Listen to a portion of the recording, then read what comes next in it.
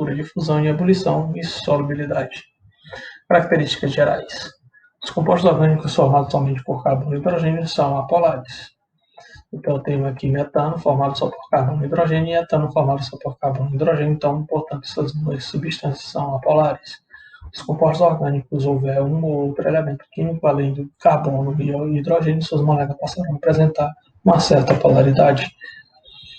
Essas moléculas, como por exemplo o etanol e o ácido acético, apresentam outro elemento químico diferente do carbono. Apresenta aqui oxigênio, aqui um oxigênio, aqui dois oxigênios. Portanto, essas moléculas são polares. A temperatura de fusão e ebulição dos compostos orgânicos geralmente são menores do que a dos compostos inorgânicos. Isso se deve ao fato de que os compostos orgânicos apresentam interações intermoleculares mais fracas.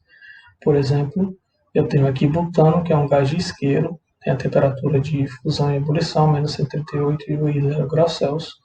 O estado físico a 25 graus Celsius e 1 atm é gasoso. O etanol, álcool comum, menos 117 graus Celsius, 78,3 graus Celsius. Na temperatura ambiente e a pressão de 1 atm é líquido. E o fenol, um ácido fênico, é um bactericida, 41 graus Celsius a temperatura de fusão dele, e a temperatura de ebulição é 182 graus Celsius, e ele é sólido. Então, os compostos orgânicos eles podem se comportar nos três estados físicos. A temperatura ambiente é 1 atm, gasoso, líquido e sólido. Já os compostos inorgânicos apresentam alta temperatura de fusão e alta temperatura de ebulição, portanto, são sólidos na temperatura ambiente, como no caso o cloreto de sódio, que é usado na alimentação, o NaCl. Esse tipo de composto que é formado de um metal e um não metal fazem ligação iônica. Temperatura de ebulição. São dois os fatores que influenciam a temperatura de ebulição: o tamanho das moléculas, o número de carbono na molécula, isso é importante, os tipos de interações intermoleculares de polo-induzido, de polo-induzido, de polo-dipolo e ligação de hidrogênio. Vamos para um exemplo. Então, eu tenho aqui 1, 2, 3, 4, 5, 6, 7, 8, 9 substâncias. Essas substâncias aqui nessa coluna só tem um átomo de carbono. Aqui nessa outra coluna tem 2 átomos de carbono. Nessa outra coluna tem 3 átomos de carbono. Mas a interação que existe entre essas substâncias é diferente. Por exemplo, o CH4, que é um gás, é de polo induzido, a força mais fraca. Já no metanal, que tem o carbonilo aqui, que é o aldeído, é de polo, e no metanol, que é um álcool, é a ligação de hidrogênio. Então, as ligações de hidrogênio faz com que a temperatura de ebulição desses compostos aumente, para ir para 64,5, por exemplo, no metanol. Já quando tem interação de polo, que é menos intensa do que a ligação de hidrogênio, é menos 19 graus Celsius. E quando tem de polo induzido é menos 188 graus Celsius. Quando eu olho apenas o número de carbonos, comparando aqui na mesma linha, mesma interação, mas o número de carbono aumenta a temperatura de ebulição. Comparando na coluna, mesmo número de carbono, mas a interação diferente, a temperatura de ebulição aumenta para o etanol. Aqui é o etano. O etanol tem uma maior temperatura de ebulição e o etanol tem maior temperatura de ebulição porque tem ligação de hidrogênio. OH aqui permite fazer ligação de hidrogênio entre as moléculas, vai para 78,3 graus Celsius. Propano, propanal e propanol apresentam temperaturas diferenciadas, apesar de ter o mesmo número de átomos de carbono, mas o propanal e o propanol tem átomos de oxigênio, que é diferente do carbono e hidrogênio, só que o propanol tem um oxigênio ligado a hidrogênio e isso permite fazer ligação de hidrogênio. Então, a primeira molécula é de polo induzido, a segunda é de polo e a terceira é a ligação de hidrogênio.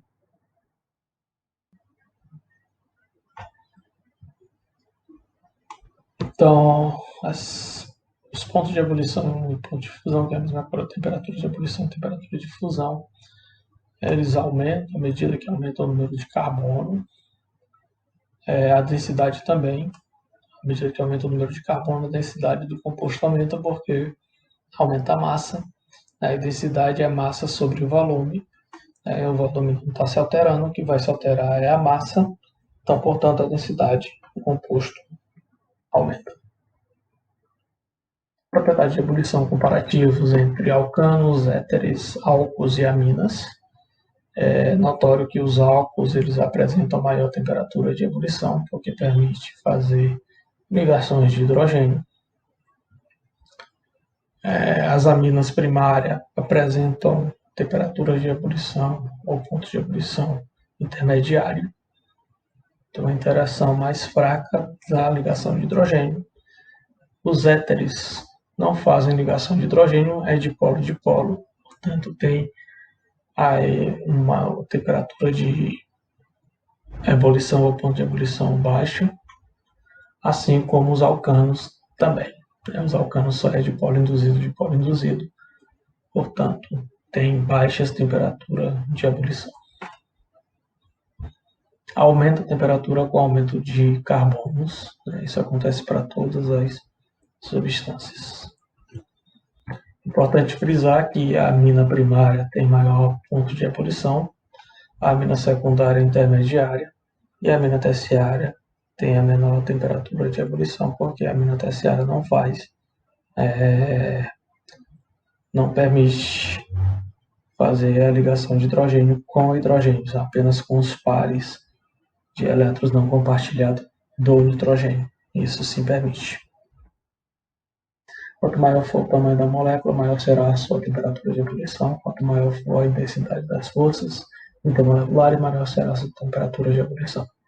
Dipolo induzido é menor que dipolo, e dipolo-dipolo é menor do que a ligação de hidrogênio com relação à ordem crescente de intensidade. O esquema a seguir relaciona algumas funções com o tipo de interações intermoleculares e a ordem crescente de temperatura de ebulição para cada molécula de tamanhos aproximadamente igual. Então, por exemplo, os hidrocarbonetos, dipolo induzido e dipolo induzido, têm as menores temperaturas de ebulição. Os dipolos, por exemplo, aldeído, cetona e haleto, aldeído carbonilo na extremidade, carbonila entre carbono e cetona, têm temperaturas de ebulição intermediárias e os compostos que fazem ponte de hidrogênio têm essas temperaturas maiores, por exemplo, o álcool, ácido carboxílico e as aminas.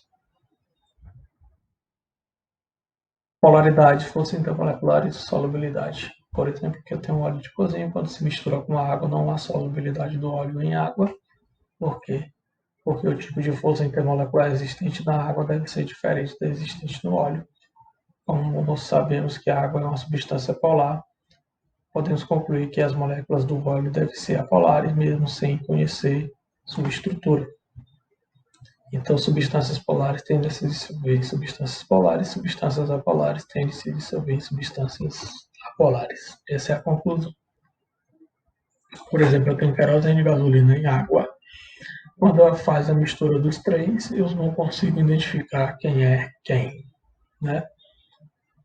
Mas, pela polaridade, eu sei que a substância que está embaixo é a água, portanto, essas outras substâncias que ficou com uma coloração da gasolina têm querosene e gasolina, mas eu não consigo distinguir os dois porque houve uma solubilidade de um no outro. Os derivados do petróleo, como querosene, a gasolina, o óleo diesel e o óleo lubrificante, são formados por moléculas constituídas somente de carbono e hidrogênio, denominadas hidrocarbonetos. Todos eles são apolares, miscíveis entre si e immiscíveis com a água, ou seja, immiscíveis quer dizer que não se mistura com a água. A gasolina e a querosene são miscíveis, misturam-se entre si. Eu tenho uma graxa orgânica, ela é removida quando dissolvemos com gasolina orgânica. A graxa não limpa com água, tem que usar um produto que tenha uma característica hidrofóbica, uma característica polar. O mais importante solvente polares é a água, considerado solvente universal. Um dos solventes orgânicos mais utilizados é o etanol, embora seja considerado um solvente polar. Sua estrutura apresenta uma parte polar, traço OH, e outra parte apolar, que é formada de carbono e hidrogênio. Por exemplo, eu tenho H3C, CH2OH, a parte que tem carbono e hidrogênio é apolar e a parte que tem OH é polar. o radical é apolar e o H é polar. Então, o álcool, a solubilidade em 100 gramas de água, 25 graus Celsius. Com um átomo de carbono, o álcool é infinita. Com dois átomos de carbono, é infinita. Com 5 átomos de carbono, essa solubilidade diminui, vai para 2,4 gramas. Com 6 átomos de carbono, essa quantidade diminui ainda mais para 0,6 gramas em 100 gramas de água. A mesma coisa acontece com os éteres, né? Com 2 átomos de carbono é solúvel, com 3 átomos é solúvel. Com 4 átomos é ligeiramente solúvel, vai para 10 gramas em 100 gramas de água. Com 5 átomos é 1 grama em 100 gramas de água. E com 6 átomos é 0,25 gramas em 100 gramas de água, a solubilidade dos éteres. Há compostos orgânicos que são polares e que podem se dissolver em água, como açúcar, álcool, como ácido acético contido no vinagre e acetona. Regras para a solubilidade em água, isso aqui é importante. Os químicos orgânicos geralmente definem um composto como solúvel em água se um mínimo de 3 gramas do composto se dissolve em 100 ml de água. Os compostos com 3 átomos de carbono são solúveis em água. Os compostos com 4 a 5 átomos de carbono estão na linha limítrofe de solubilidade em água. E os compostos com 6 átomos de carbono ou mais são insolúveis em água, com a solubilidade bem baixa. Essas regras não se aplicam a polissacarídeos, que têm mais de 6 átomos de carbono, proteínas também, e ácidos nucleicos também. As gorduras e óleos, qual a diferença entre eles? Gorduras são sólidas à temperatura ambiente e óleos são líquidos à temperatura ambiente. A diferença é a constituição. A gordura tem maior constituição de ácidos saturados, pouco ácido insaturado. Já o óleo tem muito ácido insaturado. Então, isso faz com que o óleo seja líquido à temperatura ambiente, por ter ácidos saturados. As gorduras é sólida à temperatura ambiente. A gordura predominam radicais de ácidos graxos saturados e os óleos predominam radicais de ácidos graxos insaturados. Características dos sabões. O sabão facilita o processo de limpeza devido à sua ação detergente, do latim detergere, que significa limpar. A ação detergente é justificada pela estrutura do sabão, que apresenta uma parte apolar e uma parte polar, assim como o álcool, né? Então, a parte formada só por carbono e hidrogênio é a parte apolar, hidrofoba ou hidrofóbica, e a parte que tem oxigênio e sódio, né, que é um metal, é a parte apolar ou hidrofílica ou hidrofila. A parte apolar do sabão interage com a gordura, enquanto que a parte polar interage com uma água, formando uma partícula que se mantém dispersa na água e são arrastadas durante a lavagem. Então, aqui eu tenho a formação da partícula ou de gordura com o sabão. A parte hidrofóbica interage com a gordura e a parte hidrofílica interage com a água, porque a parte hidrofílica é polar. Os detergentes são compostos orgânicos sintéticos cuja estrutura se assemelha à dos sabões e apresentam o mesmo tipo de ação sobre os óleos e gorduras. Os detergentes mais comuns são os sais, os ácidos sulfônicos, como de cadeias longas, estrutura linear, sem ramificação, parte apolar formada só por carbono e hidrogênio, a parte polar formada por elementos diferentes do carbono, que é o SO3Na+. Tanto os detergentes como os sabões diminuem a tensão superficial da água e são denominados genericamente surfactantes. Vocês ainda vão ouvir muito falar sobre surfactantes, e quando se ouvir falar de surfactante, está se falando de detergente ou sabão. Detergentes biodegradáveis, né? O sabão é biodegradável, né?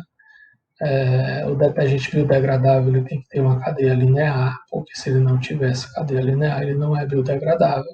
Se ele tiver uma cadeia ramificada, ele não é biodegradável, ele vai causar problema ambiental, vai causar problema nas aves que se alimentam de peixes, porque quando mergulhar vai tirar sua camada cerosa que protege as penas de serem molhadas para que eles retornem a voar.